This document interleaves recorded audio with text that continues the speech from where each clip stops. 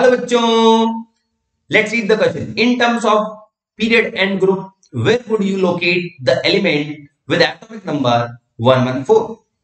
तो बच्चों, जब भी आपको एटॉमिक नंबर दिया गया हो और उस एटॉमिक नंबर वाले एलिमेंट का हमें ग्रुप नंबर और पीरियड नंबर या ब्लॉक नंबर हमें पूछा गया हो, तो मैं आपको इसके लिए बहुत ही प्यारा सा मेथड बताने जा रहा हूं, जिससे आप किसी भी एटॉमिक नंबर के एलिमेंट को आसानी से लोकेट कर सकते हैं. तो ध्यान से देखिएगा और समझने की कोशिश कीजिएगा इसको. सबसे पहली बात, हमारा स्टेप 1, हमारा पहला स्टेप क्या होगा? तो स्टेप 1 जो है वो होगा कि हम एक पर्टिकुलर रेंज को देखेंगे. 58 से लेके अगर 71 के बीच में कोई एटॉमिक नंबर है तो डेफिनेटली हम कह देंगे भैया कि ये कौन है, ये लेंथेनॉइड है. लेंथेनॉइड कौन से ब्लॉक के एलिमेंट होते हैं बच्चों? एफ ब्लॉक के एलिमेंट होते हैं. अच्छा, तो इनके लिए ग्रुप नंबर और पीरियड नंबर क्या होता है? ये 6th पीरियड के एलिमेंट है. ओके, और थर्ड ग्रुप के एलिमेंट है. ग्रुप थर्ड में ही होते हैं पूरे एफ ब्लॉक एलिमेंट्स, जिसको हम थर्ड बी भी कहते हैं. ओके, दूसरा रेंज आप देखेंगे वो है 90 to 103. अगर इस रेंज में अगर कोई है तो वो एक्टिनॉइड होगा, और वो भी ऑब्वियसली क्या है? एफ ब्लॉक एलिमेंट है, और ये 7th पीरियड, ठीक है, और थर्ड ग्रुप का एलिमेंट होगा.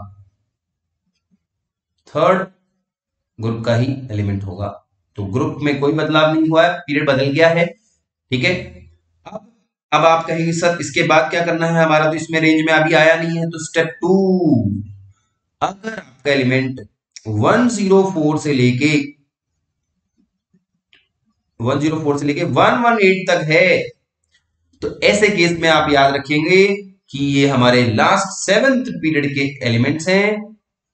और ग्रुप नंबर को निकालना कैसे किया जाए? तो ग्रुप नंबर जो है that should be equal to last 2 digits of atomic number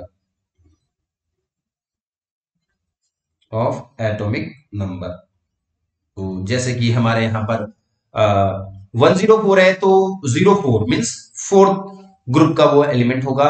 118 है तो 18th ग्रुप का वो एलिमेंट होगा. तो हमारा जो ये पर्टिकुलर एलिमेंट जो है Z इक्वल टू 114, वो हमारे इसी रेंज में लाई कर रहा है. तो बच्चों, इसके लिए क्या हो जाएगा? 7th पीरियड हो जाएगा, और ग्रुप नंबर क्या हो जाएगा बच्चों? लास्ट 2 डिजिट्स क्या है? 14 है, मतलब 14th ग्रुप का ये एलिमेंट है.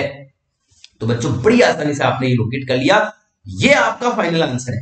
लेकिन कई बच्चे कहेंगे सर अगर ये दोनों स्टेप से काम नहीं हुआ तो क्या करना है?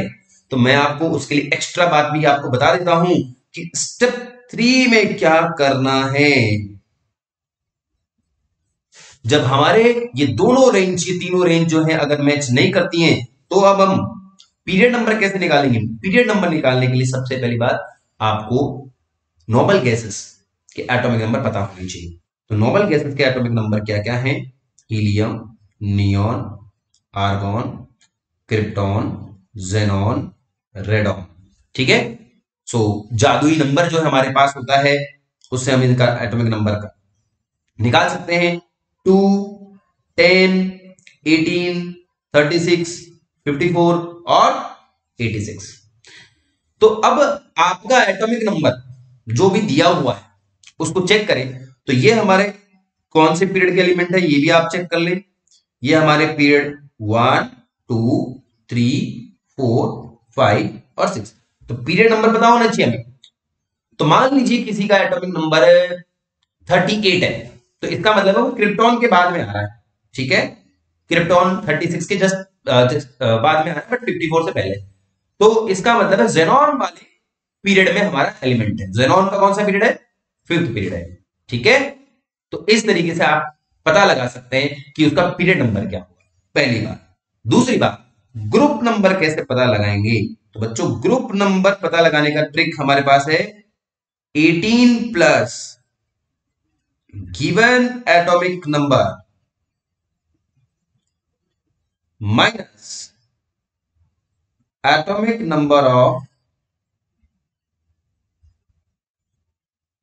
Next noble gas. तो जो भी हमें एटॉमिक नंबर दिया हुआ है उससे, जैसे कि मैंने कहा आपको 38 मैंने बताया, तो 38 के बाद में आने वाली जस्ट नोबल गैस कौन सी है, वो जेनॉन है। तो यहां पर जेनॉन के एटॉमिक नंबर को हम उसमें से माइनस कर देंगे और इस तरीके से हम ग्रुप नंबर पता चल जाएगा। लेकिन अगर इस मेथड से नेगेटिव आंसर आता है तो आपको एक काम करना है, नेगेटिव आंसर में 14 ऐड करके जो आंसर आएगा वो आपका फाइनल आंसर होगा। ठीक है, लेकिन ये तभी करना है 14 ऐड जब नेगेटिव आए, अदरवाइज तो आपका आंसर जो मिल जाएगा वो ही होगा। क्लियर? सो आई होप बच्चों आपको ये समझ में आया होगा। Thank you.